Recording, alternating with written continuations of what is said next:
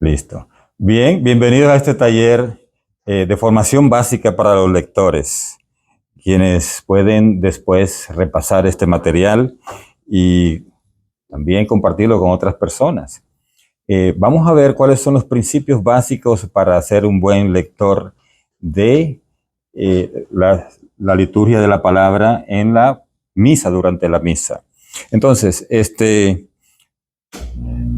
la palabra de Dios en la vida de la iglesia es lo que vamos a ver primero. Y la iglesia crece y se reconstruye al escuchar la palabra. Nosotros ayudamos a todos los feligreses que están allí durante la misa. ¿A qué lo ayudamos? A adentrarse en la palabra. No se lee solo simplemente por leer, se lee para transmitir. O sea, el que lee transmite la palabra. Entonces, vamos a ver a través de la palabra de Dios cuáles fueron los prodigios que Dios hizo, ¿verdad? A través de la historia de la salvación. Y que esos prodigios son tan actuales como lo fueron en aquel tiempo. O sea, de eso se trata, que la gente se meta en la palabra y viva en la actualidad lo que hizo Dios hace siglos. Porque Dios vive en el presente, ¿de acuerdo? Lo que sucedió antes está pasando ahora mismo para cada uno de nosotros. Entonces, en la celebración litúrgica, vamos a ver este misterio de que la palabra se hace real. Ustedes han oído esa frase que dice que la palabra de Dios es viva, ¿verdad? La palabra de Dios es viva. Pues eso es lo que pasa cuando leemos nosotros en la misa. Hacemos que esa palabra de Dios se haga viva. Por eso tiene que poner un poco de énfasis el lector en vivir eso que está proclamando, ¿verdad? Por eso se le llama proclamadores de la palabra y no lectores, que sería el término más antiguo. El que proclama está haciéndolo desde su persona, no desde la boca, no de dientes para afuera, sino desde su persona está proclamando. Por eso nos va a decir que la comunidad de fieles celebra la liturgia y quiere conocer la palabra de Dios para propagarla después. Al final de la misa siempre se dice, vayan en paz, ¿a qué? A proclamar el evangelio, ¿verdad que sí? Entonces, las personas necesitan recibir eso primero y hacerlo suyo para después proclamarlo. Esto es muy importante. No sé si está grabando desde aquí. Entonces, nosotros, cuando vivimos la palabra, estamos no solo internalizándola, sino que nos estamos preparando para alabar a Dios a través de su acción. O sea, porque en la palabra de Dios vamos a ver que, por ejemplo, durante la lectura del Salmo, nosotros estamos participando de esa alabanza. Si, por ejemplo, alguna persona pertenece a algún grupo de oración, la alabanza que debe darse en un grupo de oración, que son grupos de alabanza, debe ser sustanciada, enraizada en los salmos, para que sea una alabanza que conecte con la liturgia. ¿De acuerdo? Es decir, que tiene que ser enraizada en los salmos. No puede ser una repetición de solo 2 o 3 palabritas, sino que tiene que ir con el contenido mismo de los salmos. Entonces, cuando se proclama un salmo durante la liturgia, o sea, el que es proclamador de la palabra, está haciendo la labor como de uno que está en un grupo de oración alabando a Dios. Que tiene que ser con el mismo carisma, si se quiere, con el mismo énfasis, con el mismo entusiasmo. Tiene que ser el salmo. Muy bien. Entonces, vamos a ver que la palabra de Dios en la vida de la iglesia también es el Espíritu Santo el que está moviéndose para que esa palabra se haga viva. Esto es muy importante, porque a través del lector el Espíritu Santo actúa y hace que esa palabra vibre en el lector para que vibre en los corazones de las personas. No sé si ustedes han oído un poco de la historia de San Francisco de Asís. Dice, él era diácono. Nunca llegó a ser sacerdote, porque él por humildad no quiso. Porque él conocía que el sacerdote era otro Cristo, era persona Cristo que consagraba. Y él dijo, yo no soy digno. Nunca quiso ser más que un diácono. Pero como diácono él leía el Evangelio. Y cuando él leía el Evangelio dice que vibraba de una forma tal que si tenía que llorar, lloraba allí con el Evangelio mismo. Y entonces las personas al mismo tiempo se estremecían cuando él leía, proclamaba el Evangelio. Es una cosa hermosa, hermosa leer sobre la vida de San Francisco, cómo él proclamaba la palabra de Dios. Así que ustedes, los que son parte de este ministerio, proclamadores de la palabra, tienen que irse a meterse en este tipo de vibración también, para que el pueblo vibre con ustedes. Y la iglesia es el nuevo pueblo de Dios, ¿verdad? En la antigua alianza había un pacto entre Dios y su pueblo, y ese pacto llega a la plenitud y a la perfección con Jesucristo. Y entonces Jesucristo funda la iglesia como nuevo pueblo de Dios. El pueblo de Dios oía a Dios proclamando su propia palabra desde el monte Sinaí, por ejemplo. ¿Y qué pasaba en ese momento? Cuando Dios hablaba, ¿dónde estaba el pueblo? Abajo en la montaña, ¿verdad? En la parte de abajo. ¿Y qué pasó con la voz de Dios? ¿Cómo ellos la percibían? Como un trueno, dice. Como un trueno. Y entonces, ¿cómo ellos decidieron al final que fuera Moisés el que hablara? Porque no aguantaban la palabra de Dios. Era tan fuerte que los estremecía de una forma tal que ellos no la aguantaban. Y le dijeron a Moisés, sabes, mejor es que tú nos hables, que Dios te hable a ti, tú nos transmitas lo que Dios quiere decirnos, porque no aguantamos esa voz de Dios. Así debe ser durante la misa, mientras estamos leyendo, que la palabra de Dios, como dice San Pablo, ¿verdad? Es como una espada de doble filo que penetra el corazón. O sea, que así debe ser. Solo el proclamarla, que sea esa espada, que la gente diga, wow, Dios me habló aquí cuando estaba leyendo cualquiera de ustedes.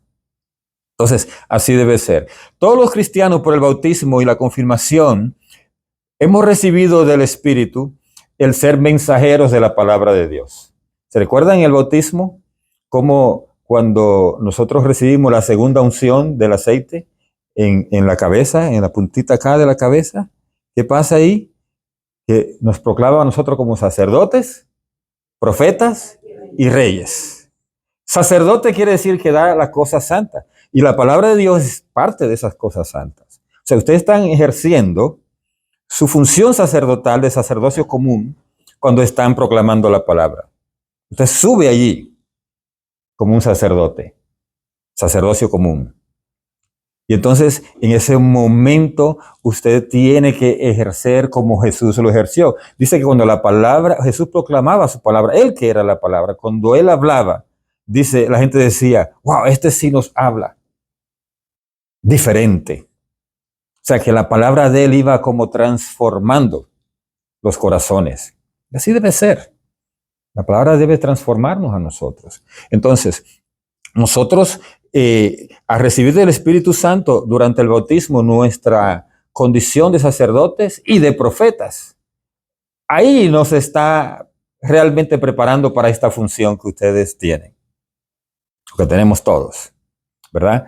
Nos está preparando para esta función. Cuando usted ejerce su ministerio de proclamador de la palabra, está ejerciendo la función que recibió en su bautismo por el Espíritu Santo, de ser sacerdote y de ser profeta. Ahí está. Y entonces, por eso hay que tomar bien en serio esta labor de proclamador de la palabra. No es cualquier cosa. ¿De acuerdo? Hay tanta gente que desea ser lectores, dice la gente, ¿verdad? Yo quiero ser lector. ¿Y por qué lo quieren? A veces no saben. A veces creen que quieren, desean eso porque sube ahí y todo el mundo lo está mirando. Y hay gente que le gusta que lo miren, ¿no? Hay gente que le gusta el micrófono. Ahí aparece cantidad de gente que le tiene miedo al micrófono, ¿sí? Pero hay otros que le gusta. Dale un micrófono a uno que le gusta el micrófono, va a ver qué hace. No hay quien se lo quite después. Lo pone a dar un testimonio y tú dices 10 minutos y se pasa media hora hablando. Y después tienes tú que estar haciendo corte, ¿verdad? No quieren soltarlo. Hay gente que tiene vocación de micrófono, pero hay otros que le tienen miedo. Y entonces, quizás por ese deseo de estar ahí arriba, mucha gente quiere ser lector, dicen, ¿verdad? Pero no saben lo que esto corresponde, ¿verdad? El sacrificio que esto conlleva, el compromiso que esto conlleva. Y por eso es que es necesario hacerle ver desde un principio cuál es ese compromiso, porque es algo que nos va conectando a nosotros con nuestro bautismo, con la función que nos dio el Espíritu Santo al ser bautizado. Y dice aquí, Después de recibir la gracia de escuchar la palabra, tenemos que anunciarlo a la iglesia. Ustedes, por eso es importante que durante el tiempo de la semana, cuando le toca el fin de semana proclamar la palabra, tienen que escucharla primero, para que esa palabra vibre en su corazón primero y después se pueda proclamarla, ¿verdad? Hay una canción que a mí era una de mis favoritas cuando estaba pequeño, que dice: es fuego tu palabra que mi boca quemó. Y dice: da miedo proclamarla, pero tú me dices, no tema, contigo estoy. Es bella esa estrofa de esa canción. Y eso es la palabra de Dios, es fuego. Entonces, ese fuego, cuando sale de la boca suya, aunque esté algo escrito allí, tiene que ir con ese mismo fuego, pero porque antes le encendió a usted, le quemó la boca. Como Isaías, ¿verdad? Que le pusieron un carbón encendido para que proclamara la palabra. Entonces, ese carbón encendido hizo que cuando Isaías hablaba, se estremecían los corazones. Entonces, nosotros también debemos ejercer la misma función. Y dice: porque el mundo quiere oír esa palabra, pero dice, por lo menos con el testimonio de su vida, porque ahí tiene que encajar el testimonio suyo con lo que usted está proclamando. O sea, tiene que haber una conexión. Porque si usted anda por ahí haciendo varias cosas medias raras y se para ahí, ¿usted cree que la gente no lo va a notar? No va a saber exactamente qué es lo que usted está haciendo. Eso es materia de confesión, ¿verdad? Pero algo la gente dice: no, esa persona que estaba proclamando la palabra ahí no me convenció. Ellos lo sienten. El público allí, los fieles, sienten cuando usted no vibra con la palabra, cuando no hay una unidad entre lo que usted está diciendo y su propia persona. La gente lo nota. La gente lo nota. Y cuando usted está en unidad, vibra con la palabra, también lo notan. Y dice: no, sí me gusta cuando esa persona va allí a leer. Me encanta porque yo siento que se me enchina la piel, ¿verdad? Me vibra algo. Yo no sé qué pasa cuando esa persona lee, cuando proclama. Algo pasa, pero me encanta cuando esa persona sube ahí. Y es por eso, porque hay una unidad entre la vida, o sea, el testimonio suyo, y lo que hay en su corazón y lo que usted está diciendo con su boca. Vamos a ver lo que dice la ordenación general del misal romano en el número 66. Dice lo siguiente: el lector es instituido para proclamar las lecturas de la Sagrada Escritura, excepto el Evangelio. Recuerden esta palabra, instituido. Por eso debe hacerse un envío, ¿verdad? A veces no es formal ese envío, pero sí es importante que los nuevos lectores lleguen y que un sacerdote un día, el pastor, le haga el envío, porque allí ya usted se convierte en un instituido, en un, podríamos decir entre comillas, un ordenado, porque la palabra ordenado lo que significa es que se le da la orden de hacer las cosas. Esa orden la recibimos de Jesús, porque Él dijo: vayan y proclamen mi palabra, y al que escuche y crea, sea bautizado. Esa fue la orden de Jesús. Entonces usted está cumpliendo parte de esa orden.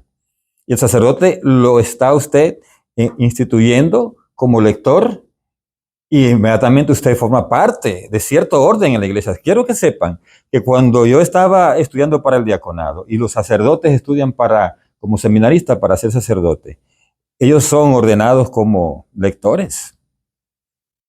Yo soy un lector ordenado de manera formal en la iglesia.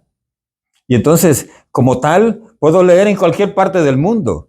La diferencia con ustedes, como lectores en la parroquia, es que usted es instituido para esa parroquia. ¿De acuerdo? Usted no es el lector universal.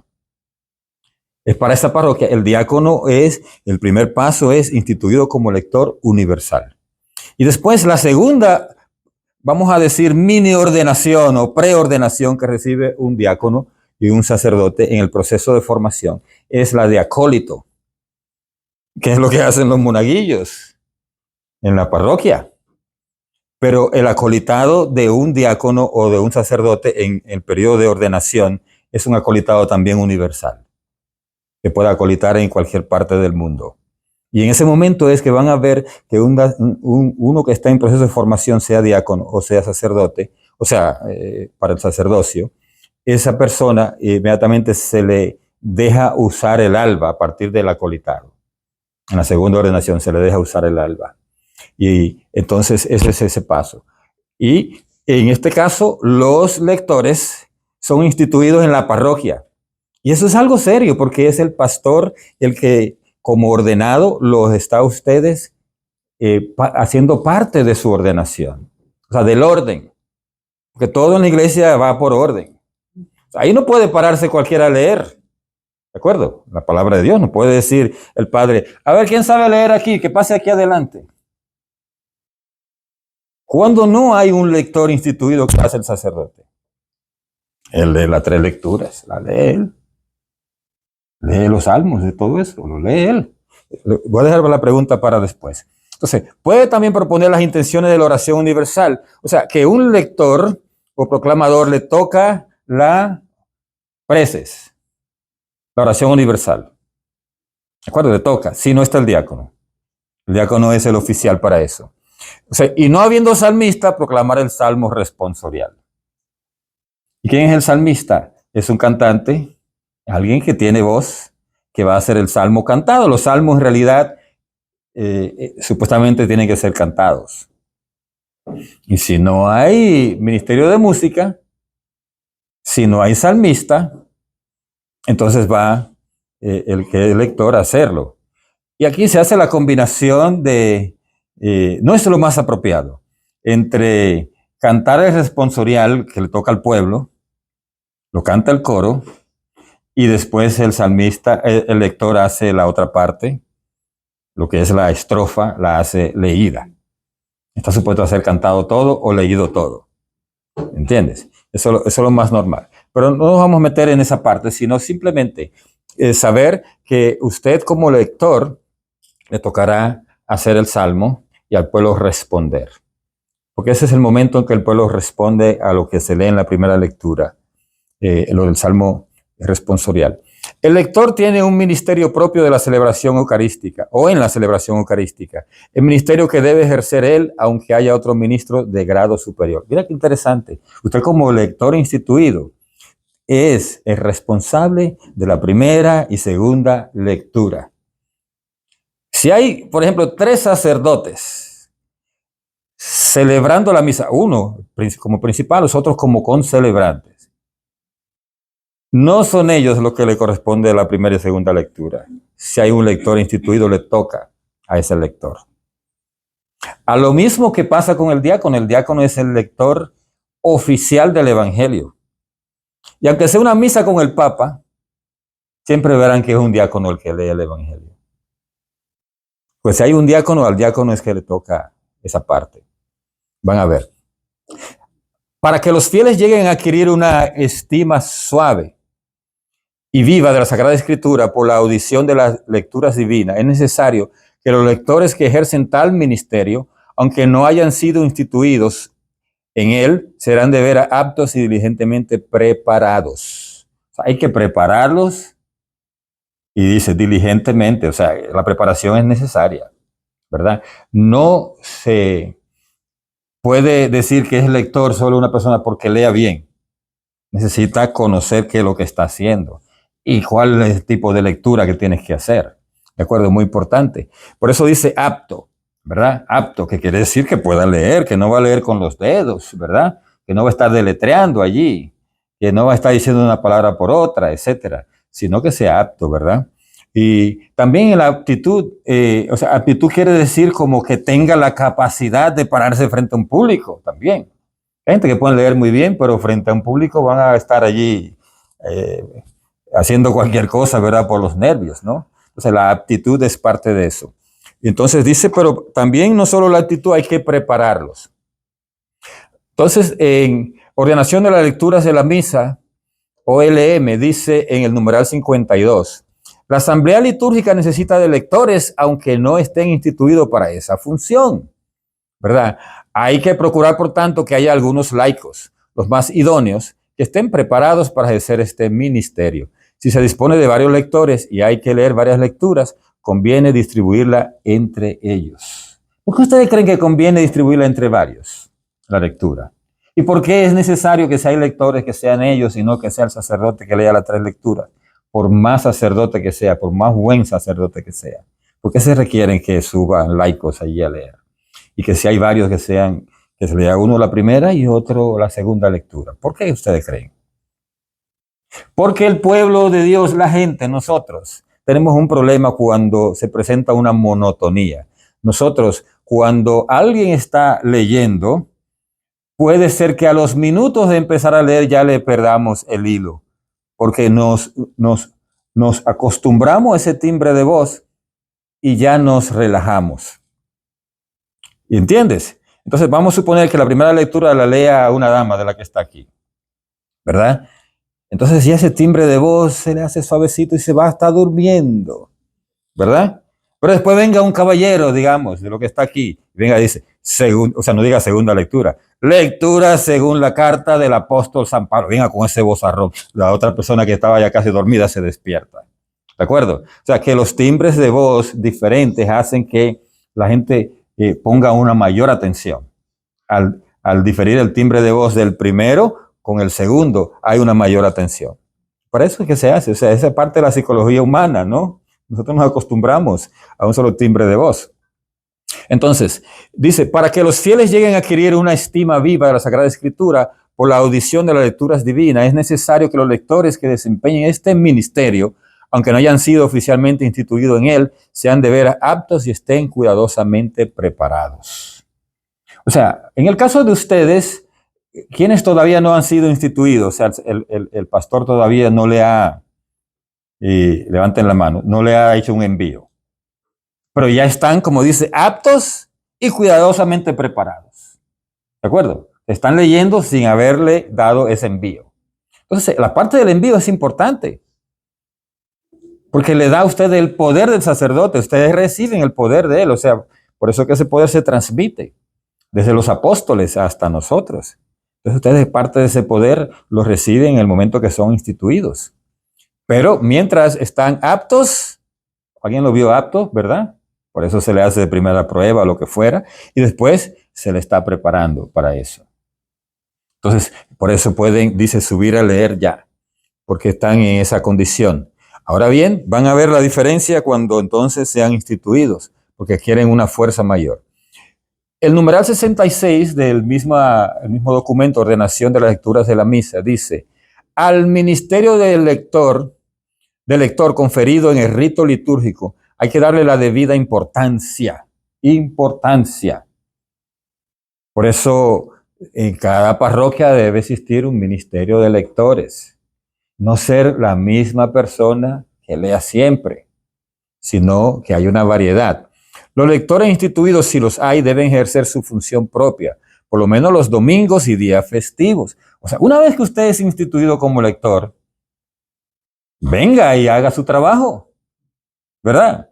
O sea, no es un asunto de agarré un galón acá, ¿verdad? Como los militares, ¿verdad? Que le ponen cantidad de botones y cosas. ¿Qué hace usted con todos esos botones si no agarra un fusil nunca? ¿Verdad? Si nunca se pone a pelear o a entrenarse o lo que fuera. Está allí de vago echando barriga, ¿verdad? Y después cuando venga la guerra no va a poder ni siquiera dar un paso. Ya a veces veo esos policías que salen a veces en televisión, todos barrigones y todo eso. Digo yo, ese policía viene un ladrón y no puede seguirlo ni una esquina. Entonces, nosotros no podemos engordarnos como lectores para decir yo soy lector, yo soy ministro de la palabra. ¿Y cuántas veces al mes usted lee? ¿Verdad? Si usted no se muestra, entonces usted no es nada, ¿verdad? Lo instituyeron, lo prepararon y ahí está sentado. O no se muestra, no hace el trabajo. Entonces hay que hacer el trabajo. Si los hay, deben ejercer su función propia, dice, por lo menos los domingos y días festivos, sobre todo en la celebración principal. También se les podrá confiar el encargo de ayudar en la organización de la liturgia de la palabra. Sí, a ustedes, al que está encargado, ¿verdad? Como de los ministros de la lectura, o sea, de ministros de la palabra, el que está encargado es el responsable de organizar. Quien lee primera lectura, quien lee el Salmo, quien lee la segunda lectura, quien hace la proclamación del Evangelio, o sea, el aleluya, ¿verdad? Esto, lo que se hace antes del Evangelio. ¿Quién hace cada parte? Es el que organiza, ¿de acuerdo? Si no está el encargado de lectores, que debe hacer un calendario, entonces el día de la misa, el que llegó o el que está por ahí es el que organiza, ¿verdad? Digamos en este caso, este sábado, este domingo que viene, no están los encargados, pero usted estaba en el calendario y se presentó que una persona que estaba en el calendario no llegó, que iba, de pronto estaba designado para la segunda lectura. Usted agarre y busque. Agarre y busque si hay un lector allí sentado entre los feligreses. Esa es la responsabilidad suya que está ahí. ¿De acuerdo? No, no va a decir, no llegó el encargado, por tanto aquí yo voy a hacer las 2 lecturas. No, vaya y busque si hay otra persona. Usted mismo diga, mira, puede ayudarme con la segunda lectura, no llegó la persona. Pues si quiere hacer la primera, yo hago la segunda, aunque me tocaba la primera a mí, ¿verdad? Y el que le tocaba la segunda no llegó, pues venga, usted haga la primera y yo hago la segunda. ¿Cuál es las 2 lecturas es la más difícil? La primera, exactamente. Por tanto, si usted sabe que la persona que está llamando no estaba preparada, porque se agarró de improviso allí, haga usted la primera y déle la segunda entonces al que usted está llamando para ocupar el puesto del que no llegó. ¿De acuerdo? Es mucho más fácil así. Entonces dice, también se les podrá confiar el encargo de ayudar en la organización de la liturgia de la palabra y de cuidar, si es necesario, la preparación de otros fieles que por encargo temporal han de leer las lecturas en la celebración de la misa. ¿Qué quiere decir esto? Si usted es el encargado y no hay ninguno de los lectores que usted conoce que son parte del ministerio, ninguno de ellos está durante la misa, pero usted sabe de alguien que está ahí entre los feligreses, que no tendría problema en subir a leer la lectura y que es una persona, digamos que sea un predicador del grupo de oración, por ejemplo, o alguien de los que dirige alguno de los ministerios de la parroquia, que usted sabe que lee bien y que no tiene miedo al micrófono. Usted le dice, mira, ¿puede ayudarme con la segunda lectura hoy? Oye, esto, usted puede decirle a esa persona y subirlo. Eso es lo que dice aquí este numeral. Para que no quede el vacío allí. Y después hasta se anime a lo mejor para ser lector, para esa persona. Entonces también usted es el encargado de buscar otros lectores, de motivar a otras personas. Que ustedes saben que leen bien y que pueden ejercer el ministerio, que están en buen orden. Usted puede decirle, mira, yo me he fijado, en tal reunión tú leíste algo, la palabra de Dios, en el grupo tal, la leíste y me gustó la manera en cómo leíste. Yo creo que tú puedes ser lector o lectora. Usted puede animar a otras personas. Son ustedes. El sacerdote no va a ver eso porque no está en ese grupo. No está en la relación con las personas de una manera tan directa como usted lo puede estar como lector. Entonces usted sea como la fuente para motivar nuevos lectores durante la celebración de la misa. Oficio y ministerio de la palabra de Dios en la celebración litúrgica. El presidente de la asamblea, ¿quién usted cree que es el presidente de la asamblea? ¿Quién es? El sacerdote que está oficiando la misa, es el presidente de la asamblea. Él es el que manda. ¿Entiende esto? Él es el que manda. Las cosas tienen que hacerse como él diga. El coro no puede, y esto se lo tengo que decir a la gente de los coros, no puede extender la canción más allá del tiempo en que el sacerdote está ocupado. Venga a ponerle algo bien claro. Por ejemplo, se está haciendo la entrada de la misa, el sacerdote viene desfilando. Después que el sacerdote le da el beso al altar y está dispuesto para iniciar la misa, ahí tiene el coro que parar el canto de entrada. No puede hacer un canto de entrada que el sacerdote se quede así de brazos cruzados esperando que yo termine. No. Igual como se hace el ofertorio. Un canto de ofertorio debe durar hasta que el sacerdote esté listo para seguir con la parte que corresponde de la misa. Hasta ahí dura. Igual después de la comunión. Canto de comunión, cuando el sacerdote terminó ya con todo lo que es la purificación de los vasos sagrados, hasta ahí duró el canto. ¿De acuerdo? Porque él es el que manda. Entonces, todo lo que es el tiempo de subir, el tiempo de bajar, o cualquier tiempo que nosotros lo estemos quitando al celebrante, ahí estamos fallando. Porque él es el que manda. Entonces no vamos a entrar en otros detalles. Ustedes sabrán a lo que me refiero. Entonces, el presidente de la asamblea es el sacerdote que preside la liturgia de la palabra, aunque escucha él también la palabra de Dios proclamada por los demás. O sea, en el momento que usted está leyendo, el presidente de la asamblea, el sacerdote, ¿quién es? Un escucha. Por eso él se sienta igual que todos los otros feligreses, un escucha. Él es escuchante de la palabra. Pero él continúa siendo el primero al que se le ha confiado la función de anunciar la palabra de Dios, compartiendo con los fieles, sobre todo en la homilía, el alimento que contiene esta palabra. O sea, el sacerdote es el que da la homilía. Yo una vez vi en una misa que un sacerdote conocía a un predicador famoso de la renovación carismática, muy bueno. A veces hay predicadores laicos que son mejores predicadores que un sacerdote. Pero es por las condiciones, o sea, por la aptitud, por las condiciones personales, ¿de acuerdo? Entonces, este sacerdote admiraba mucho a este predicador y lo invitó a la misa. Y a la hora que tocaba dar la homilía, lo puso. ¿Te creen que eso es apropiado?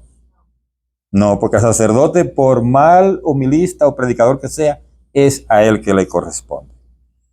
Si él quisiera que el público oyera a ese predicador, podía invitar al pueblo de Dios después de la misa para que escuche a ese predicador. Pero solo la homilía es solo para sacerdotes y diáconos. Y pare de contar. Lo único que puede hacer un laico a la hora de la homilía, ¿qué es? Estar al lado del sacerdote con un micrófono adicional, traduciendo si el sacerdote no sabe el idioma de los fieles. Supóngase usted que sea una misa en español, y el sacerdote no sabe español, sabe o cualquier otro idioma, entonces busca un traductor, el traductor le va siguiendo a él en lo que él va diciendo, pero le toca al sacerdote dar la homilía. No hay laicos, no puede haber un laico ahí dando la homilía bajo ningún concepto, ¿de acuerdo? Eso es muy importante que ustedes lo sepan por si ven alguna confusión algún día sobre eso. Los fieles. ¿Los fieles quiénes son? Todo el pueblo de Dios está allí. Cuando usted no está leyendo, usted es uno de ellos, de los fieles. ¿De acuerdo? Entonces, no solo cuando se lee lo que se escribió para enseñanza nuestra, sino también cuando la iglesia ora, canta, actúa, la fe de los asistentes se alimenta y sus almas se elevan hacia Dios a fin de tributarle un culto espiritual y recibir su gracia con mayor abundancia. Llamo la atención sobre algo ahí. Los fieles no son concelebrantes, pero sí son parte de la misa.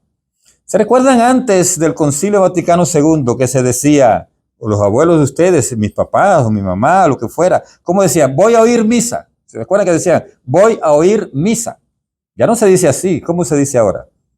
Voy a participar en la misa. ¿De acuerdo? O sea, los fieles son participantes de la misa también. Por eso hay una oración al inicio de la misa que se llama oración colecta. ¿Qué es la oración colecta? El padre dice, oremos, no dice, voy a orar, no, dice, oremos. Entonces, él dirige la oración, pero todos los demás oran con él en ese momento. Esa oración colecta es la que se hace después de lo que es el rito de introducción, donde se hace el acto penitencial, se ora o se canta el Señor ten piedad y el gloria. Y después del gloria, dice él, oremos, ahí está la oración colecta. ¿Y por qué se llama oración colecta? Porque el pueblo de Dios también pone su oración. Así que pongan atención ustedes que participan como fieles en una misa, tienen que añadir su oración a esa oración del sacerdote en ese momento. Entonces, por eso él dice oremos. Y es lo que está diciendo aquí, que durante toda la misa tenemos una participación como fieles. Y cada uno tiene que dar la parte que le corresponde. Por eso cuando decimos, el Señor esté con ustedes, usted contesta, y con su espíritu, ¿verdad? O con tu espíritu. Depende de cómo usted hable, ¿no? Entonces, ¿qué sigue? Durante toda la misa hay momentos específicos donde los fieles participan. Y tiene que enseñarse a la gente a participar. Por eso cuando llega una gente que nunca viene a misa, o alguien que viene de otra religión, y entra a una misa, se encuentra un poco perdido y tiene que andar con un librito que se llama misalete, ¿verdad? Con un misalito. Tiene que estar ahí para saber cómo contestar, ¿verdad? Y uno se da cuenta si es nuevo, porque anda con su misalito ahí para ver qué contesta, ¿no? Entonces, esa es la respuesta. En los misalitos siempre pondrán una R, que significa respuesta, ¿no? Que es la que le toca a los fieles. Bien. El diácono, ¿cuál es la parte que el diácono tiene en la liturgia? Le toca al diácono anunciar el evangelio, predicar algunas veces la homilía. En muchas parroquias se le da al diácono el primer domingo o sábado de mes para predicar, ¿de acuerdo? En la mayoría de las parroquias. Aquí, por la condición de que hay quien habla español, quien no habla español o que lo habla medio ahí, entonces el diácono entra cuando está uno de esos sacerdotes que necesita ayuda, ¿verdad? Entonces entra a predicar. Por eso había gente que me pregunta, diácono, ya no lo hemos visto predicar más desde que llegó el padre tal o cual, ¿verdad? Digo, no, pues que a él está agarrando su vuelo, ¿verdad? Y además al pueblo de Dios se le está dando lo que el público quiere. ¿No recuerdan aquello que decía? Eso es lo que el público quiere, caras nuevas. Y el diácono se convirtió en una cara vieja ya, ¿verdad? Entonces, es conveniente, ¿verdad? A veces que el diácono predique. Y hay que proponerle al pueblo las intenciones de la oración universal. O sea, esto que dice, el diácono es el que hace la oración universal. O sea, de por sí, a él es que le toca al diácono. ¿De acuerdo? Ya más tarde le voy a explicar cómo se hace la parte de la oración universal. Ya en la parte ya más práctica para ustedes. Entonces, si no está el diácono, vamos a ver más adelante, le tocará a ustedes como proclamadores de la palabra hacer esta oración universal. Vamos a ver, ¿qué dice aquí? En la celebración eucarística el lector tiene un ministerio propio reservado a él, aunque haya otro ministerio de grado superior. ¿Cuál es el ministerio de grado superior? ¿Cuáles son los dos ministerios de grado superior que hay en la misa? Al lector, el diácono y el sacerdote, exacto, son ministerios de grado superior. Pero aunque haya un diácono, que haya un sacerdote, siempre tiene que haber laicos que lean la primera y segunda lectura, porque a ellos les corresponde. Al ministerio de lector conferido con el rito litúrgico hay que darle la debida importancia. Los que han sido instituidos como lectores, sí los hay, deben ejercer su función propia, por lo menos los domingos y fiestas durante la misa principal. Se les puede confiar a ellos, además, el encargo de ayudar en la organización de la liturgia de la palabra y de cuidar, si es necesario, de la preparación de otros fieles que por una designación temporal han de leer la lectura en la celebración de la misa. Esto es interesante, esto último, porque entre ustedes tienen que escoger personas que tengan el don de enseñar o sean modelo como lectores que van a enseñar a los que siguen. O sea, lo que yo estoy haciendo aquí, que es la función inclusive de un diácono en una parroquia, la función le corresponde de enseñar, le corresponde, ¿sabe a quién? En la iglesia universal, o sea, en toda la iglesia. ¿A quién le corresponde la función de enseñar? Al obispo. Por eso la silla donde el obispo se sienta se llama cátedra. La palabra cátedra sabemos que es lo que se usa en las universidades cuando alguien va a dar una enseñanza. Es catedrático, se dice, ¿verdad? Que significa, cátedra significa silla. Entonces, al obispo, que es el que se sienta, el único que se puede sentar para dar una homilía, es el obispo. Porque él lo da desde la silla de la cátedra. Por eso él es catedrático. Y por eso el lugar donde el obispo se asienta, donde está la silla del obispo, se llama catedral. ¿Ven cómo va conectadas las palabras? Entonces el obispo es el que enseña. Y el obispo concede esa función a los pastores en la parroquia. O sea, al pastor le corresponde la función de enseñar dada por el obispo. Y el pastor puede asignar a alguno de los sacerdotes o al diácono para enseñar en la parroquia. Entonces parece, a mí no me han dicho, pero me ha agarrado la función y el padre Paul está feliz porque esa parte toma un poco más de tiempo, ¿no? Quizá él no tiene ese tiempo, ¿de acuerdo? El pastor. Entonces por eso asigna un diácono. Entonces, dentro del ministerio de lectores, tienen ustedes que escoger a una o dos personas que sean los que enseñen. Sean porque son modelos de lectores o porque tengan el don de enseñar. Y entonces, cuando llegue una persona, ustedes lo atrapan y le dan la parte práctica. Entonces ya así me toca a mí más suave, ¿verdad? Cuando vengo aquí, nada más le doy esta parte teórica. Bendito sea Dios. Entonces, por eso que dice que se le puede confiar a ellos el encargo de organizar la liturgia de la palabra, de cuidar si es necesario la preparación de otros fieles y de asignar temporalmente otros lectores. O sea, de buscar gente para que haga el oficio, ¿verdad? Para que haga el ministerio. Entonces, pónganse las pilas, todos ustedes son esos buscadores. Distribución de las lecturas. La asamblea litúrgica necesita tener lectores, ¿verdad? Lectores. ¿Por qué dice que son 3? O sea, aquí no dice que son 3, pero se me escapó la palabra 3, la tenía en la mente. ¿Por qué 3? Porque primera lectura, el salmo lleva un lector aparte, ¿entiende? Y segunda lectura.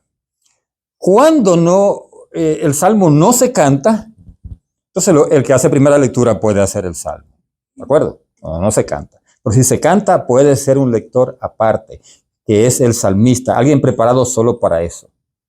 Sea desde el coro o sea alguien de los lectores, que cante desde el ambo. Fíjense una cosa interesante. El que canta el salmo, el salmista, tiene que hacerlo desde el mismo lugar donde se proclaman las lecturas. Por eso ustedes van a ver cuando hay en algunas parroquias, sobre todo entre los americanos, se han ido a una misa en inglés, ustedes se van a fijar en algo, que hay un cantor, le llaman, ¿verdad? Que es el que va llevando como la dirección del canto y que levanta la mano para que el pueblo de Dios haga una parte del canto, lo que llaman el estribillo del canto, digamos. Entonces levanta la mano para que el pueblo siga el estribillo. Cuando él está cantando una canción cualquiera, sea la canción de entrada, o el ofertorio, o cantos durante la comunión, o el canto final, ¿de dónde está? ¿A dónde está? El cantor está arriba, ¿verdad? Está arriba en el altar. Pero ¿en cuál de los dos podios está? Aquí no hay dos podios, pero en cada parroquia, en una iglesia bien establecida, porque aquí hacemos la misa en un gimnasio, ¿verdad? Pero si fuera, cuando se haga la iglesia, me imagino que van a poner 2 podios. Tienen que poner 2 podios. Porque hay un podio que es el especial, el más lindo, el más adornado, de donde se proclama la palabra, y solo la palabra, ¿de acuerdo? Y otro podio que es para las otras cosas. ¿De acuerdo? Para el cantor, para los anuncios y para cualquier otra cosa, va a ir ese otro podio que es más sencillo. Pero tiene que haber un podio especial. Entonces, si el cantor está en el podio sencillo, llevando los cantos, a la hora de hacer el salmo, ¿qué tiene que hacer? Pasarse al podio principal. Es el ambón, en donde se proclama la palabra. Él tiene que pasarse. Ustedes van a ver esto en la misa, que hace esto, hace la reverencia frente al altar y se pasa al podio principal. El cantor cuando va a cantar el salmo, porque ya de cantor se convierte en salmista en ese momento. ¿De acuerdo? Entonces, eso para que lo tomen en cuenta a la hora de ver eso de la lectura, que hay gente que dice, ¿por qué pasó para acá, para allá? Y se confunde la gente a veces. Pero es por eso, porque la reverencia a la palabra se hace desde un solo lugar. Aquí tenemos un solo, y ahí se hace todo, ¿no? Hasta los avisos. Y no, ese lugar, si hubiese formal, debería ser 2 podios. 2 ambos. O sea, ambón, como le dice. Yo digo a veces en inglés ambos, ¿verdad? Suena otra palabra en español. Entonces, el ambón principal sería el de las lecturas. Y solo para eso. Y habría otro ambón para, o ambón, sería, ¿verdad? Mejor, para cualquier otra cosa que no sea las lecturas. Entonces, eso es lo que está diciendo aquí. La asamblea litúrgica necesita lectores, aunque no hayan sido instituidos para esta función. O sea que se necesita, hay que buscarlo. Por eso hay que procurar que haya laicos, los más aptos, que estén preparados para desempeñar este ministerio. Si se dispone de varios lectores, hay que leer varias lecturas, conviene distribuirla entre ellos, ¿verdad? Otra vez, aquello de que se distribuya. Entonces, en las misas, por ejemplo, diarias, se puede escoger un lector de alguien que lea bien y ese después se puede incorporar a las lecturas de la misa de fin de semana, es decir, de domingo. El salmista, ¿quién es el salmista? Corresponde al salmista o cantor del salmo cantar en forma responsorial o directa el salmo u otro cántico bíblico, el gradual y el aleluya u otro canto interleccional. El gradual, o sea, sería en este caso algunas otras canciones que hay durante la misa, sobre todo en misas especiales. ¿Se recuerdan que hay varios cantos en misas especiales, lo que llaman, ¿qué? Las secuencias? Ahí vienen las complicaciones, ¿no? Cuando llegan esos días, que es la resurrección, Pentecostés, Navidad, ¿sí o no? Ahí vienen los famosas secuencias. Entonces ahí se arma un lío porque nadie sabe quién tiene que hacer la secuencia. Y en los últimos años se le han tirado al diácono la secuencia, ¿no? El diácono hace la secuencia y listo. El coro se desentiende de eso y el lector se desentiende también y le toca al diácono hacer la secuencia. Y fíjense que la secuencia debe ser cantada. Y cantada de manera, vamos a decir, tan especial que hay hasta cursos sobre cómo hacerla, las secuencias. Ahí me tocó en la última, creo que fue la de resurrección, que me tiraron eso como de una semana para otra, algo así, me acuerdo. Y yo comencé a buscar en YouTube instructivos o tutoriales de cómo hacer la secuencia. Oiga, y eso era tan complicado que yo dije, bueno, yo la voy a hacer como me salga, ¿verdad? Y antes la había hecho un compañero de aquí, ¿verdad? Había hecho, y el padre estaba que se agarraba la cabeza así, como diciendo, ¿qué es esto? Pero mi hermano hizo su esfuerzo, ¿verdad? Y yo dije, yo voy a hacer un intermedio entre lo que hizo el hermano mío y lo que dice la tutorial, que es bien difícil. Y entonces, me acuerdo yo que cuando me tocó a mí hacer esa secuencia, que tocaba cantada, imagínense a mí cantando, mi esposa que canta, por suerte no estaba ahí. Óigame, y alguien me llevó una servilleta y yo tenía que me chorraban los sudores, porque era un esfuerzo, era algo nuevo para mí. Y yo dije, a ver qué hago. Y me acuerdo que el del coro fue y me felicitó, lo hizo bien, diácono, lo hizo bien, pero yo estaba horrorizado todavía, porque es algo complicado. Por eso es bueno que entre ustedes se pueda preparar 1, 2 o 3 personas para salmistas, o sea, pueden ser salmistas. Y le tocaría hacer la secuencia y aprender cómo hacerla. Eso lleva unos ritmos y unas cosas, unas entonaciones increíbles, ¿no? Lo complicado que es eso. Yo decía, ¿para qué la iglesia inventa estas cosas? Decía yo. Y llamé a un diácono amigo mío y dijo él, dale lo que te salga. Bendito Dios. Pero eso es. Entonces el aleluya también lleva ritmo. O sea, el canto al aleluya no está supuesto a ser leído. Nosotros hacemos leído aquí porque no hay cantores, porque no hay salmistas.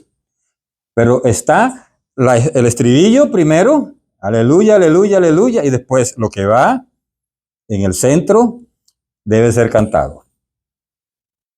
Nosotros estamos haciendo leído aquí, pero no es lo más apropiado. Y entonces al coro le tocaría, si no tenemos un salmista, hacerlo cantado y prepararlo. Pero ellos se la tiran al diácono también, ¿verdad que sí? Aleluya. Entonces ese versículo de aleluya va cantado.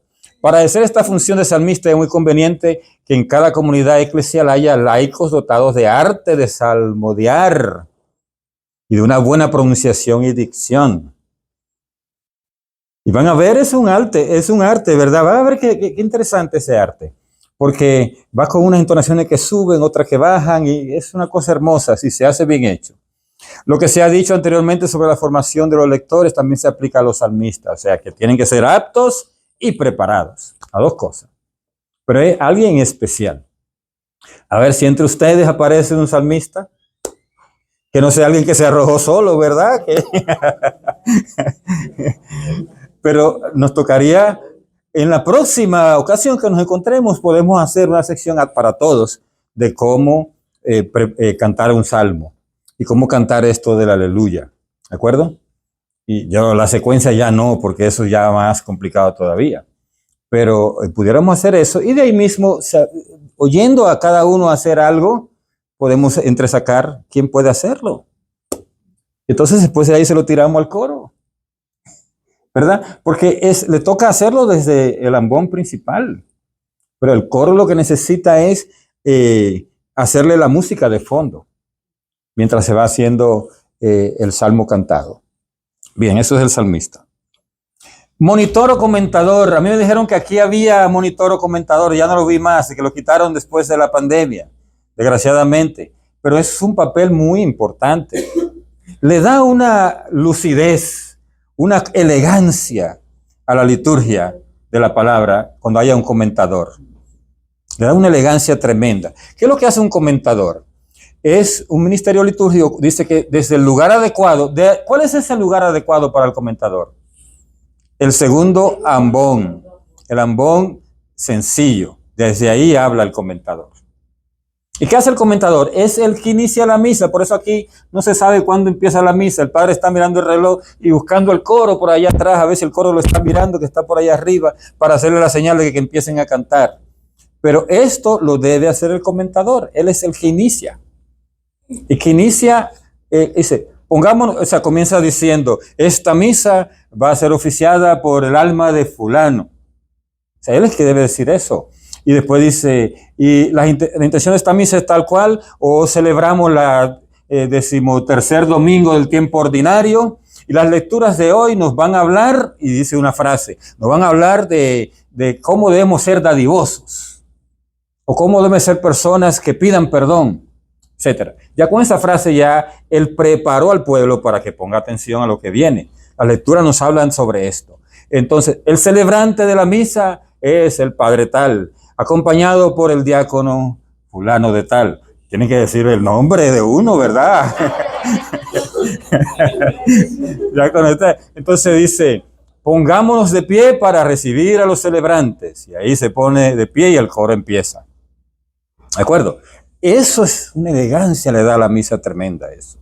¿De acuerdo? Es muy importante. Entonces pasan todo esto, el comentador ya se sienta, empieza los ritos iniciales y vuelve otra vez el comentador y se para. Y dice, la primera lectura nos está hablando en el libro de tal, nos está hablando de cómo el pueblo de Dios buscaba a Dios o buscaba a otros dioses. Y cómo Dios vivía etcétera, con esto. O sea, está diciendo una especie de introducción brevísima de qué es la primera lectura. Y dice, al final, pongamos atención a la palabra de Dios. Ahí viene el lector. Fíjense que esto da tiempo, como entre lo que va subiendo el lector y haciendo su reverencia, está el comentador usando ese espacio de tiempo. Y mientras se va a sentar el primer lector, ¿de acuerdo? Después del salmo, el salmo no se comenta. Entonces, ¿qué pasa ahí? Viene el comentador y en ese espacio también. Siendo en la segunda lectura, San Pablo nos habla a nosotros sobre tal y tal cosa. Ya eso es solo una frase, una línea. No es que va a ser una homilía, ¿de acuerdo? No es una pre-homilía, no. Es una línea. Y entonces eso le da esa elegancia. Pongamos atención a la palabra de Dios. Y bien, entonces ahí empieza. Por eso que deben estar en un ambos diferente, porque inmediatamente termina él, empieza el lector. ¿De acuerdo? Y entonces eso se desarrolla así. Yo he visto en algunas misas en que no se permite, el que está oficiando la misa o el pastor de esa parroquia no permite hacer comentarios sobre el evangelio.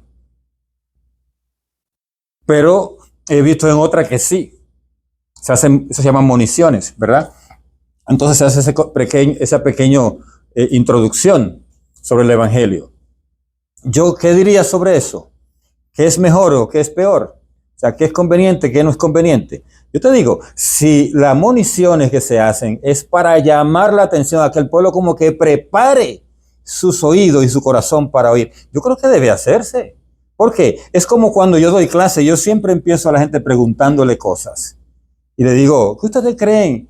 ¿Qué ustedes creen del budismo? Por ejemplo, voy a dar una clase sobre las diferentes religiones en el mundo. ¿Qué ustedes creen del budismo? Yo le pregunto. Y la gente comienza a decir, nunca he oído de eso. Otro, yo oí, tengo un amigo, lo que fuera. Y eso sirve de base para la clase que voy a dar. ¿De acuerdo? O sea, la pregunta inicial sirve de base para que la gente como que prepare el espacio en su mente donde va a meter la enseñanza que voy a dar. Y eso es lo que hacen las moniciones, preparar el espacio mental y la disposición anímica de la gente para que reciba la lectura. Ok, entonces ahí viene. Y dice que un lugar adecuado propone a la comunidad de los fieles explicaciones y moniciones oportunas, claras, diáfanas, por su sobriedad. O sea, sobriedad quiere decir poco tiempo, o sea, una o dos frases nada más. Dice, cuidadosamente preparadas, muy importante, preparadas. Después les voy a decir de un libro en el cual ustedes pueden encontrar esto, cómo preparar estas moniciones. ¿De acuerdo? Entonces dice, normalmente escrita y aprobada con anterioridad por el celebrante. Puede ser que el celebrante no se quiera molestar en ver lo que usted preparó. Quizás cuando usted se inicia como comentador. O cuando usted hizo algo inoportuno en la misa anterior. Y entonces el pastor le puede decir, o el celebrante decir, mira, hiciste tal cosa y te pasaste, casi hiciste una homilía, enséñame bien lo que tú vas a hacer para que no vuelva a cometer ese error. Entonces ahí ya sí revisa el celebrante. Pero después te puede dejar, si lo haces bien, a que siga haciéndolo. Preparación espiritual y técnica del lector.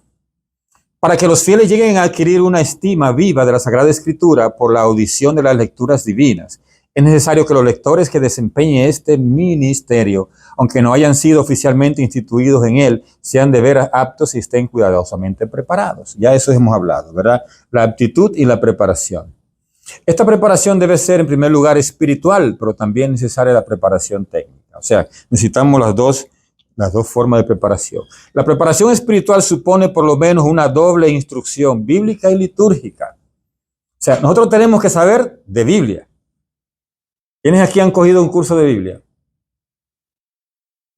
Escaso, ¿verdad? Entonces necesitamos aprender de Biblia. Cuando usted oiga un curso de Biblia por ahí, tírese de cabeza. Si es católico, claro. Si es un curso de Biblia católico, agárrelo, porque eso le va a dar a usted una noción general de qué está usted leyendo. Si usted dice, del libro de Deuteronomio, pero hay gente que se enredan diciendo esa palabra. O Primera de Tesalonicenses.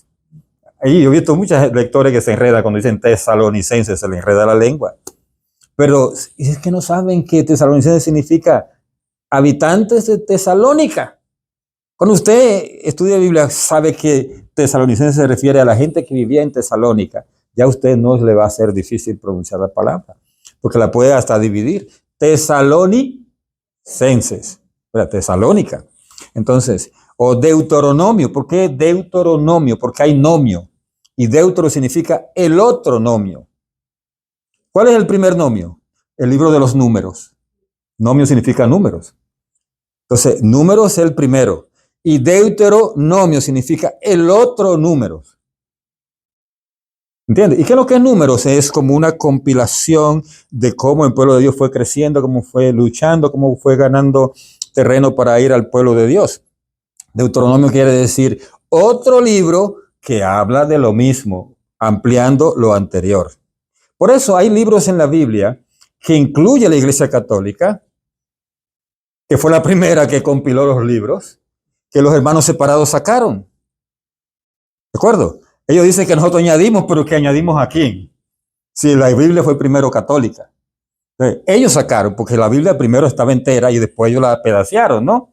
O sea, que así fue la cosa. Y ellos le llaman a esos libros, cuando lo incluyen en sus Biblias, le llaman deuterocanónicos, que significa del otro canon. Significa, porque los libros del canon son todo lo que incluyó la Iglesia Católica. Canon significa lista. La Iglesia Católica fue la que hizo la primera lista de libros de la Biblia. Entonces, ellos dicen deuterocanónico, o sea, del otro canon. Ellos son los del otro canon. Porque el primer canon fue el católico. Entonces, cuando usted lea Deuteronomio, ya sabe a qué se refiere a eso. Bien, eso fue como un paréntesis. Entonces, por eso que hay que coger instrucción bíblica. Dice, la instrucción bíblica debe encaminarse a que los lectores puedan comprender las lecturas en su contexto propio y entender a la luz de la fe el núcleo central del mensaje revelado. O sea, saber por dónde anda la cosa. Si usted dice del libro de Crónicas, usted sepa que está hablando de la historia del pueblo de Israel. ¿De acuerdo? Entonces, ya usted sabe qué significa crónica. y va a ir ubicando. Si se está hablando de rey, digamos, David, o te dice rey Saúl, usted sabe ubicar en la historia de la salvación. ¿Quién fue primero, quién fue después?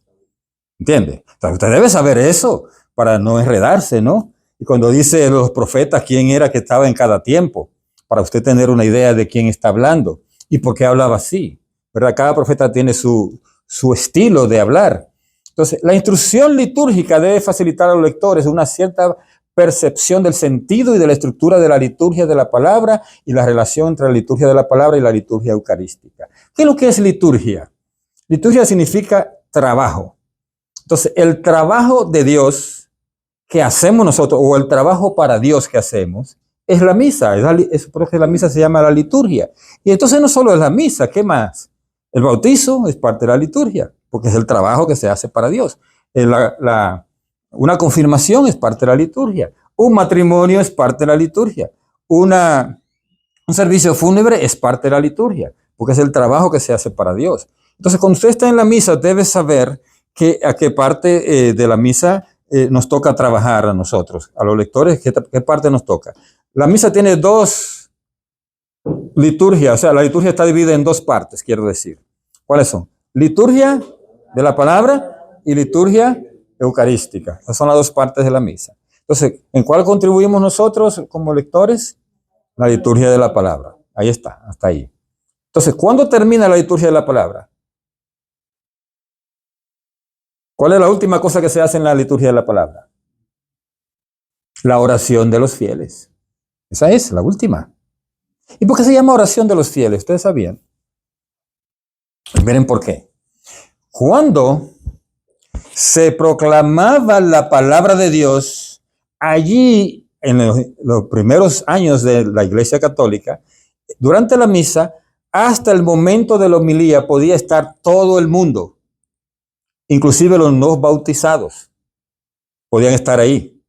Pero lo que seguía la liturgia de la Eucaristía, se despedían a los no bautizados, que eran adultos, claro, eran catecúmenos, que significa adultos preparándose para ser plenos de la iglesia, ser parte plena de la iglesia. Entonces, esos catecúmenos, cuando terminaba la homilía, se despedían para que fueran a agarrar clase. ¿De acuerdo? Durante la misa. Todavía en algunas parroquias se hace así. Cuando hay catecúmenos preparando, sobre todo entre los americanos, ellos llevan muy a regla eso. Se despedían a ellos. Y eso eran los no fieles en ese tiempo. ¿Por qué? Porque había gente que antes eran católicos y cuando había la persecución se salieron y no quedaron fieles a la iglesia. Entonces a ellos se les metía como una especie de castigo por una cantidad de años de estudiar otra vez todo lo que la iglesia estaba proponiendo. Entonces ellos participaban hasta el final de la homilía, de ahí se despedían. Entonces ellos eran los no fieles. Y entonces por eso lo que sigue después de la homilía, ¿qué es? La oración de los fieles. Por eso se llama así, oración de los fieles. Los que se han quedado. Y esos son los que participan durante esa oración. ¿Entendieron esa parte? Entonces un día nos tocará a nosotros dar un curso de liturgia. El de Biblia no se lo prometo porque es más largo. Pero el de liturgia lo podemos hacer en un fin de semana. O en un taller así como de 2 o 3 horas. Podemos hacer un taller litúrgico. Anótenlo por ahí los que organizan esto. Entonces dice aquí que la instrucción bíblica debe encaminarse a que los lectores puedan comprender la lectura en su contexto propio y entender a la luz de la fe el núcleo central del mensaje revelado. Eso ya lo dijimos. Entonces dice, la instrucción litúrgica debe facilitar a los lectores una percepción del sentido y la estructura de la liturgia de la palabra. O sea, saber dónde se ubica y qué es lo que conlleva. Bien, vamos ahora. Entonces, de una vez que pasa la oración de los fieles, que ahí comienza la liturgia eucarística. ¿Cuál es el primer acto de la liturgia eucarística? La ofrenda de los dones, o sea, lo que llaman el ofertorio. O sea, donde lleva el pueblo de Dios, lleva los dones para ser consagrados. Es el primer acto de la liturgia de la Eucaristía. La preparación técnica debe capacitar a los lectores para que cada día sean más aptos en el arte de leer ante el pueblo, ya sea de viva voz o con la ayuda de instrumentos modernos para amplificar la voz. sea, preparación técnica conlleva de cómo usar el micrófono, cómo pegarse a él, a qué altura debe estar, todo esto, ¿verdad? Y después las entonaciones de cada lectura. O sea, por eso la preparación bíblica es importante, porque te va a dar a ti la idea de que hay parte de la Biblia que son lenguaje histórico o lenguaje epiteliar, que son las cartas, ¿verdad? Que es otro lenguaje, o lo que es un lenguaje, vamos a decir, profético, que tiene que llevar un énfasis tremendo, lo que fuera. Entonces uno distingue esas cosas, ¿verdad? Y sepa cómo debe ir la voz en cada situación. Vamos entonces a leer una frase de alguien que dice esto, Schocker. Dice, por amor a esta palabra y por agradecimiento a este don de Dios, el lector litúrgico tiene que hacer un acto de entrega y un esfuerzo diligente. Si su voz no suena, no resonará la palabra de Cristo. Si su voz no se articula, la palabra se volverá confusa. Si no da bien el sentido, el pueblo no podrá comprender la palabra. Si no da la debida expresión, la palabra perderá parte de su fuerza. Y no vale apelar a la omnipotencia divina, porque el camino de la omnipotencia también en la liturgia pasa por la encarnación. Usted no puede decir, yo no voy a leer mucho, Dios, el Espíritu Santo me va a inspirar ahí. Cuando yo llegue a leer la palabra, y ahí entonces va a salir. No, prepárese, porque el Espíritu Santo necesita que usted se prepare, el poner esto, pero usted haga el esfuerzo, no se ande excusando con el Espíritu Santo, porque dice la omnipotencia divina, que es el Espíritu Santo, dice que trabaja por la encarnación también. ¿Y cuál es la encarnación de la palabra? Cuando usted está leyendo, es usted. Usted es el que encarna la palabra. Entonces, nada de que el Espíritu Santo va a hacer su trabajo. El texto debe ser preparado antes de la misa. Así evitamos la improvisación y ofrecemos a Dios nuestra voz en favor de los oyentes. ¿Preparado? ¿Cómo prepararlo? ¿Cómo prepararlo en este caso? Leyéndolo usted en voz alta, ¿de acuerdo? Para saber las entonaciones, las pausas, los cambios de tono de voz, todas estas cosas. Y palabras que a usted se le hagan difíciles y se le enrede la lengua, usted debe pronunciarla varias veces o dividirla en dos para poderla pronunciar bien. Tesalonicenses. Deuteronomio, ¿verdad? Dice, ya sabe, si se le va a enredar la lengua, entonces dígalo por parte, ¿verdad que sí? Para que no. En estos días, oí una palabra en inglés, en la misa ayer mismo, y primera vez que la oigo esa palabra en inglés. ¿Sabe qué decía? Shadow boxing. De una de las cartas de San Pablo. Dije yo, ¿y esta palabra? Dije yo, no la había visto nunca. Y es que San Pablo dice, en español dice, no puedo dar golpes en el aire. En inglés la tradujeron como shadow boxing, o sea, peleando con la sombra. Eso es lo que dice en inglés. Y yo dije yo, wow, es una palabra larga. Si me tocara a mí leer eso en inglés, yo me iba a enredar si lo encontraba por primera vez sin prepararme. Porque por eso hay que prepararse. La palabra de Dios, le voy a decir algo, sobre todo en la primera lectura. Aparecen palabras que usted no la va a ver nunca en ningún sitio. Y que puede ser que sea la primera vez que usted la vea mientras está leyendo. Por eso que es bueno leerla, sobre todo la primera lectura, antes. Usted va a decir, usted en su mente lo va a traicionar en el momento que está leyendo. Y usted va a decir, ¿y qué palabra es esta? ¿Verdad? Como le pasó al pueblo de Israel cuando vio el maná que dijeron ellos. ¿Y qué es esto? Pero se llama maná, que significa, ¿qué es esto? Y póngale usted la palabra que uno mete cuando ve algo raro, ¿no? ¿Verdad? ¿Entiende? Entonces, que eso se le puede traicionar a usted en el momento que está leyendo, ¿verdad? Mejor es leer antes. Revisar que sea la lectura que nos propone el leccionario para ese día.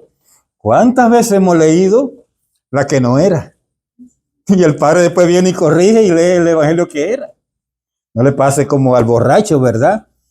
Que iba tan borracho que iba a pasar por una finca, ¿verdad? De vacas, por un potrero, ¿verdad?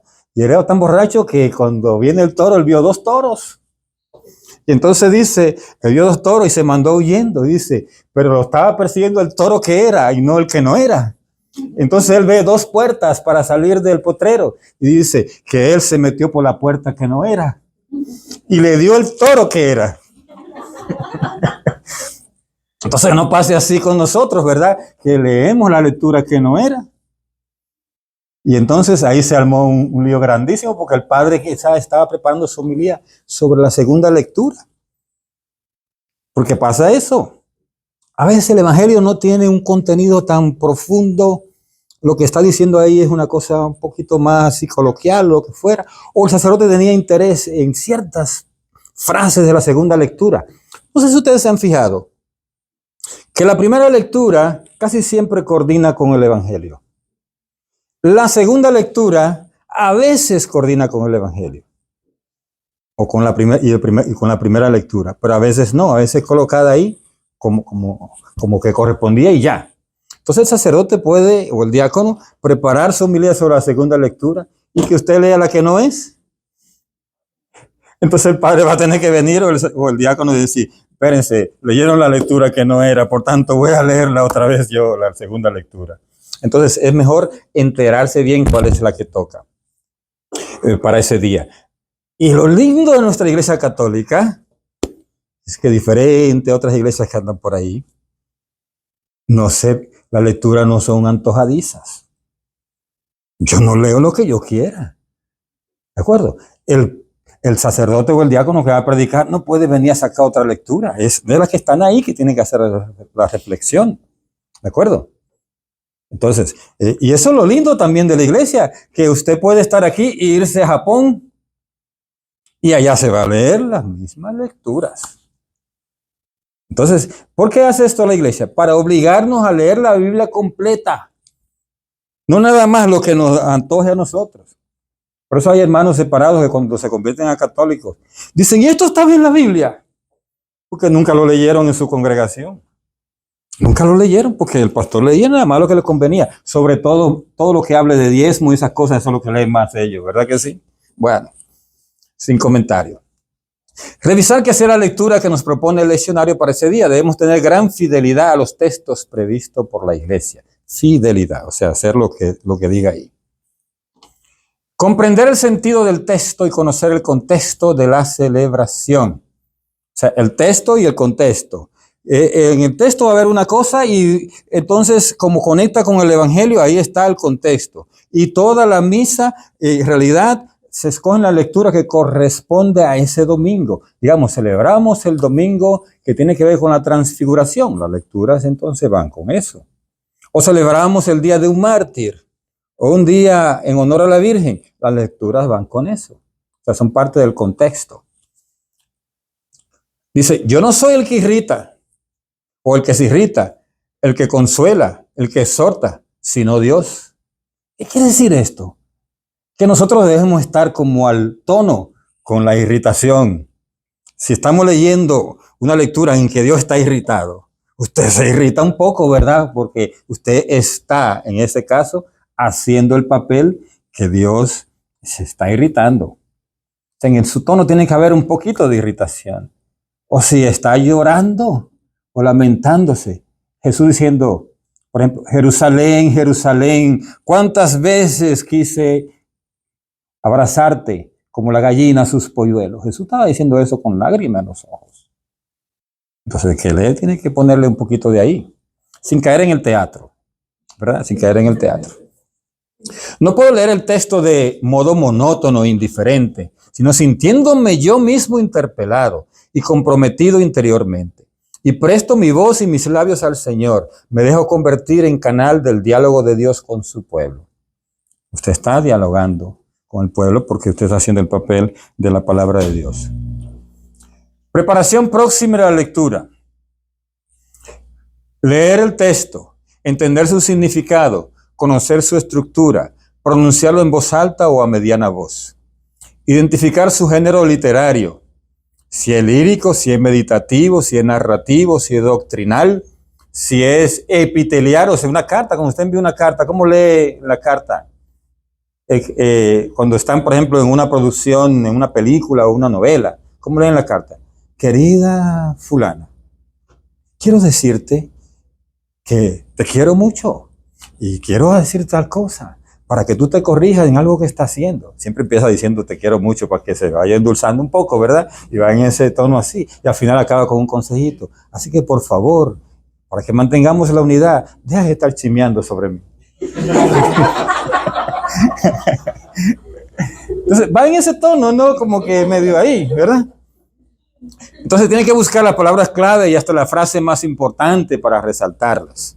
¿Cuáles son las frases más importantes? Usted puede hasta subrayarla en su copia. Ahí, listo, ahí usted va a hacer una resaltación. O de pronto, si el sacerdote le dice, yo voy a predicar sobre tal cosa, usted esa, leerla con más énfasis. Yo lo hago como tengo que predicar cuando estoy leyendo el Evangelio. Si uso una frase ahí, esa, levanto hasta la voz así y como que medio le hablo a la gente de que esa va a ser la frase. Leer el libro en voz alta ante alguien que haga observaciones. Hay palabras que mentalmente se leen fácilmente, pero son difíciles de pronunciar. Son difíciles de pronunciar. Otra vez mentalmente dice, ok, Deuteronomio, pero después a la hora de pronunciarla, se le da una enredadita de lengua ahí que quién sabe, ¿verdad? Entonces mejor no. Bien, técnica de lectura. Indicar las pausas, por ejemplo, pausa de 1 segundo, una coma o la mitad de una frase. Ahí va una pausa de 1 segundo. El pueblo de Dios se congregó en torno a Moisés. Ahí va una coma, medio segundo. Y Moisés le dijo, ahí van 2 puntos. También va otra, como otra pausita, para entonces cambiar de tono de voz, porque Moisés es el que está hablando ahora. Y Moisés le dijo, pueblo de Dios. ¿Ve? Ahí ya cambia un poquito el tono. Entonces, cuando está leyendo pausado, hay silencios, ¿verdad? Dice, la pausa de 2 segundos es al fin de una frase, cuando hay un punto o 2 puntos, de 2 segundos. 1, 2, 1, 2. Esa es la pausa de 2 segundos. Leyendo pausado con silencios hace que el sonido llegue al cerebro y cobre significado. Una vez me tocó a mí leer el Evangelio en inglés. Yo estaba en un retiro. Yo no sé por qué ese día yo no... porque el padre me dijo antes de la misa, lea usted. Venga para que participe conmigo en la misa. Yo estaba haciendo el retiro. Entonces, venga que participe conmigo en la misa. Ya me tocaba leer el Evangelio. Y en inglés. Entonces ya yo andaba medio nerviosito. Y cuando vengo y leo, leí todo, pero como leen los jóvenes, ¿verdad? ¿Te visto cuando leen los muchachos en la misa? Que no respiran y así leí yo. Y el padre, después que terminó la misa, me dice, leíste muy bien, solo que en la próxima un poco más pausado. Hay que leer pausado. ¿Bien por qué? ¿Cuál es la razón de leer pausado? Porque el sonido tiene que llegar al cerebro y el cerebro tiene que procesarlo para darle significado, hacer de cada palabra una imagen, o de las frases enteras una imagen. Entonces tiene que darle tiempo a la gente que haga esa imagen, porque si no va a aparecer de esa película o de esos videos que usted le hace forward, rápido, ¿no? Doble, 3, 4, rápido, ¿verdad? Entonces no, así no se puede. Hay que hablar en tono más alto de la conversación ordinaria.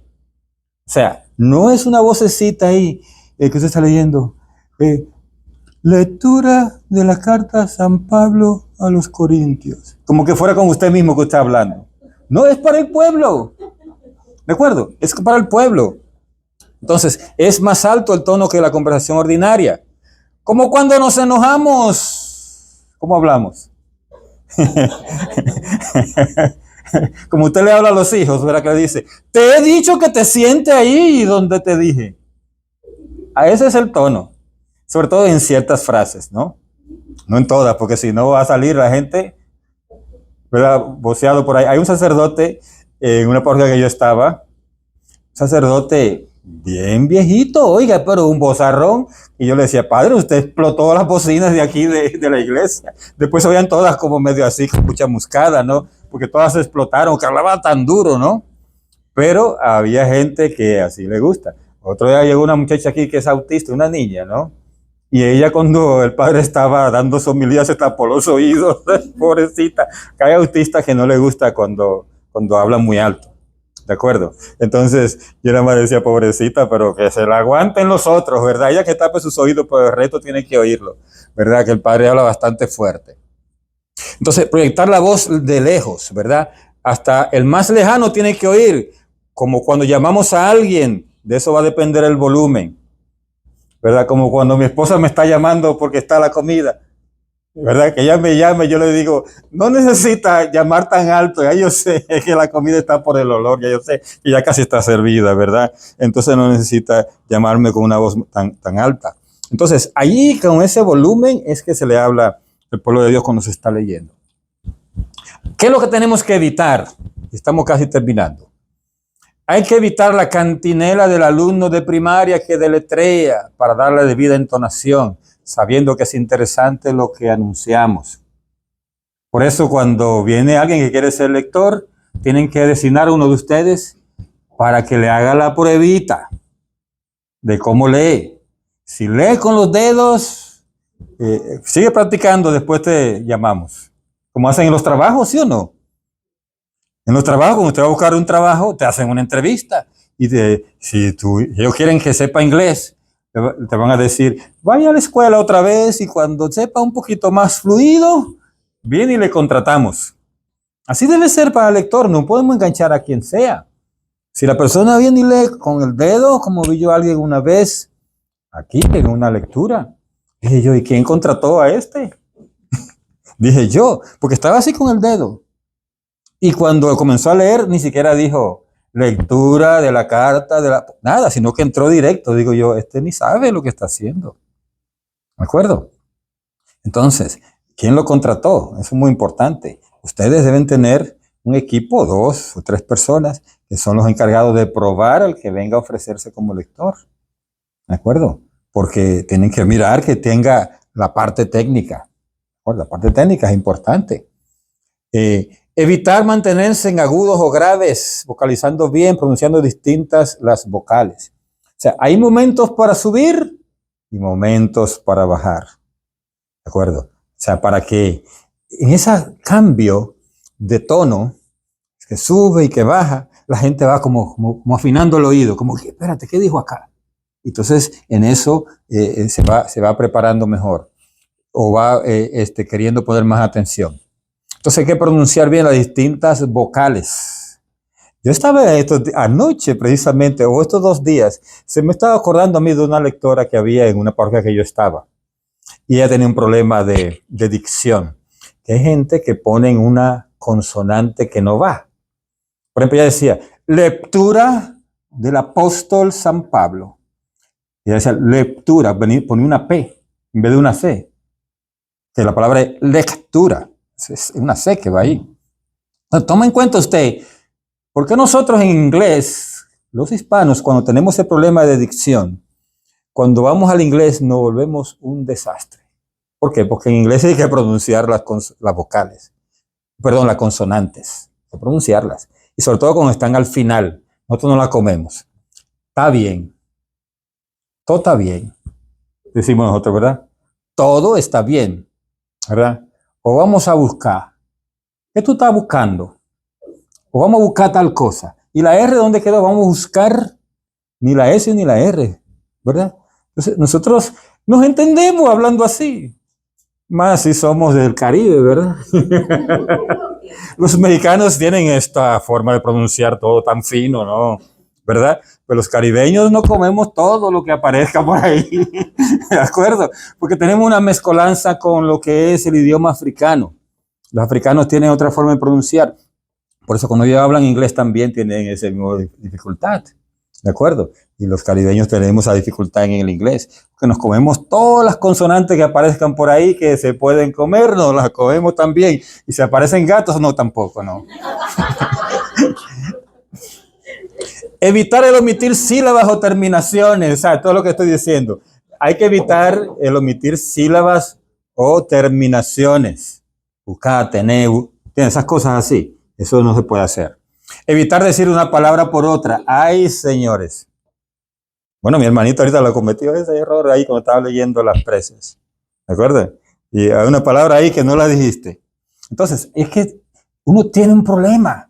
Y es que uno mentalmente, me ha pasado a mí muchísimas veces, mentalmente uno ve la palabra, pero se imagina que otra y pronuncia esa otra, que no era la que estaba ahí. Entonces, eso tiene que tener mucho cuidado. porque si no les cambió el sentido completo a la frase. Entonces, leer lo que ahí está puesto. Cuando uno tiene ese problema, eso se llama como paralaje. ¿Qué es lo que es paralaje? ¿Se acuerda cuando usted está en un vehículo que está frenado y el que está al lado, que va a doblar a la derecha o a la izquierda, arranca? Que usted le da ganas de arrancar. O que usted ve su vehículo echándose como para atrás. Eso se llama error de paralaje. Eso es lo mismo que se comete cuando tú ves una palabra y tú te imaginas que es otra y pronuncias esa otra. Porque ya la viste, esa palabra igualita como está escrita a la que tú te imaginaste. Y tira esa otra. Entonces hay que tener un cuidado con eso. Hay que evitar eso. Y la técnica de lectura. Atender a los acentos para la pronunciación de palabras desconocidas o poco usadas. Pues un cambio de acento puede cambiar la palabra. ¿Se recuerda la palabra maná? Que en estos días apareció, pero en el libro no decía maná, sino otra. Como Manú, ¿verdad? Pero tú decías Manu, en vez de Manú. ¿Qué sonaba? Como que era mano, que estaba diciendo usted, pero a saber cómo lo dicen los niños. Manu, ¿verdad? Y era Manú. En inglés hay un problema porque no hay nunca palabras, hay muy pocas palabras esdrújulas. Y si las hay, vienen de otro idioma, del francés o algo así, como la palabra llave en inglés, ¿cómo se dice? Facé o chofer. Esas son palabras francesas, chofer. ¿Verdad? Nosotros la decimos en español, chofer. Pero en inglés, cuando la dicen, son palabras raras para ellos, porque son muy pocas las palabras que hay que terminen en la última sílaba acentuada. La mayoría de ellos es al principio. Entonces, en el idioma hebreo hay muchas palabras, igual que en español, que terminan en acento al final. Y si no se dicen como va, por ejemplo, amén. Saben que esa palabra debe decirse así en todos los idiomas.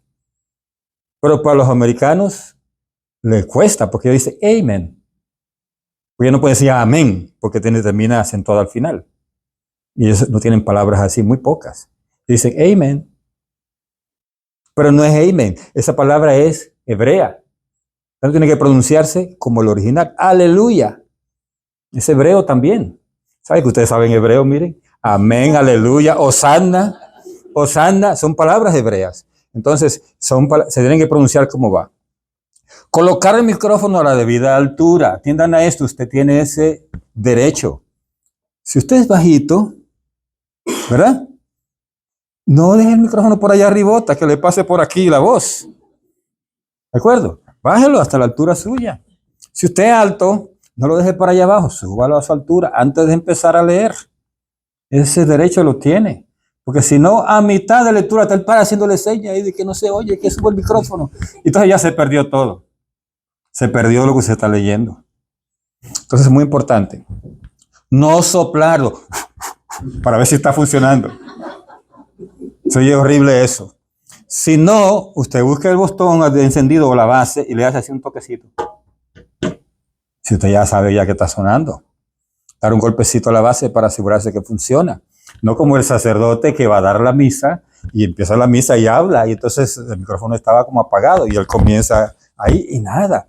Y entonces dice, parece que le dio algo y el micrófono se activó, pero no se dio cuenta. Y él dijo, este micrófono está roto. Y dice la gente, y con su espíritu.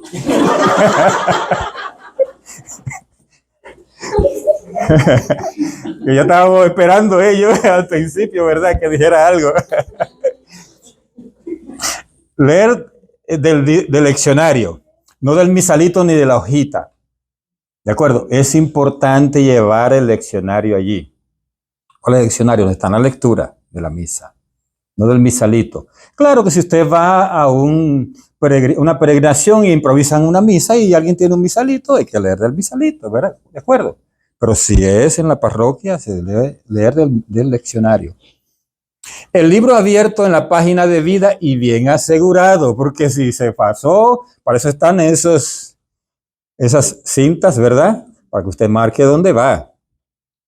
Y tenga bien en cuenta que si usted quitó la cinta, la tiró para el otro lado y se corrió el libro cuando viene el diácono del evangelio, no lo va a encontrar a menos que y más si el diácono no se preparó y no sabe ni cuál es el evangelio, porque no le toca ese día la homilía, y entonces ya no le miró cuál era el evangelio, y entonces usted lo dejó así. Cuando viene Marco, puede que lea el evangelio que no es, y que le dé el toro que es, ¿verdad? Entonces, ¿qué es? Hay que leer en la página de vida, bien asegurado. Leer recto, apoyado sobre los dos pies.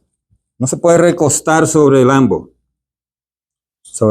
¿verdad? Sobre el atril. O sea, las manos apoyadas sobre el atril. De esta manera, si usted tiene problema con las manos nerviosas, no se las meta al bolsillo, no esté con las manos aquí detrás. No, así apoyada, ¿verdad? De manera sencilla, así. Y usted comienza, si tiene nervios, ¿verdad? Lo que fuera, y se lo pone así, comienza la lectura de la carta del apóstol San Pablo. Entonces la gente se da cuenta que está los nervios, se lo está acabando usted. Póngalo así tranquilito, y entonces así va leyendo todo tranquilito, pausado, moviendo su cabeza de un lado a otro, etc. Entonces dice aquí, preferido levantar el libro con una mano que estar agachado.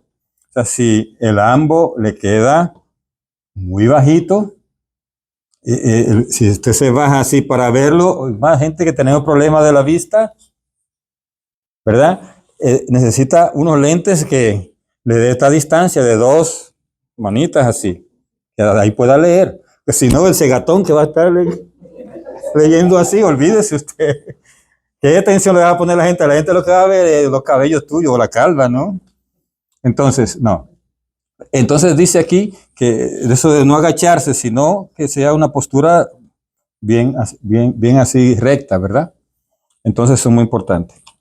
La preparación espiritual del lector es la vida de gracia. Usted sea gente que esté en gracia de Dios, confesado, para que la palabra penetre a través de usted, que esté recibiendo la Eucaristía. Muy importante. El lector debe estar viviendo vida sacramental. Es también importante. ¿Por qué? Porque si no, la gente lo nota. Esto es muy importante. La gente lo nota. Hay que ser ejemplo de la comunidad, o en la comunidad, uno no estar oyendo a la gente, uno por ahí que proclama la palabra de Dios, después está diciendo palabras groseras o altisonantes. Eso es muy peligroso. La gente, usted y yo somos gente que subimos al altar, por tanto todo el mundo nos ve. Aunque usted no conozca a todo el mundo sí lo conoce a usted.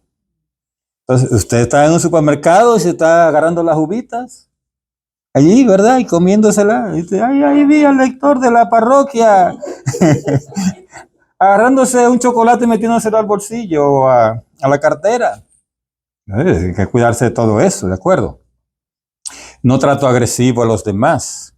Hay que vivir la palabra durante la semana. Cuando yo era lector laico, durante la semana yo me leía al día siguiente, el domingo me tocaba el domingo siguiente, el lunes me leía la lectura que me tocaba. Y trataba como de interiorizar esa lectura y en la semana agarrar alguna frase y tratar de vivirla. Y eso hacía que cuando leía, transparentaba lo que había vivido. Eso es lo importante. O sea, pero si usted es de los que vienen y leen 5 minutos antes de la misa, entonces eso no va a poder transparentar nada. Entonces, muy importante.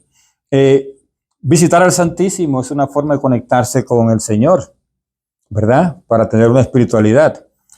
Y también agarrar alguna jaculatoria, sea de la palabra o sea esta que tiene que ver con el lector. Señor, abre mis labios y mi boca proclamará tu palabra, que dice tu alabanza, ¿verdad? Por eso la liturgia de las horas, que siempre sale eso al inicio, sale esa frase. Señor, abrirá mis labios y mi boca proclamará tu alabanza. ¿Ok? ¿Listo? Pues eso es todo lo que quería presentarle a ustedes. Venga por allá, venga usted, para que concluya acá. Que el Señor le bendiga, que el Señor le proteja en el nombre del Padre, del Hijo y del Espíritu Santo. Amén.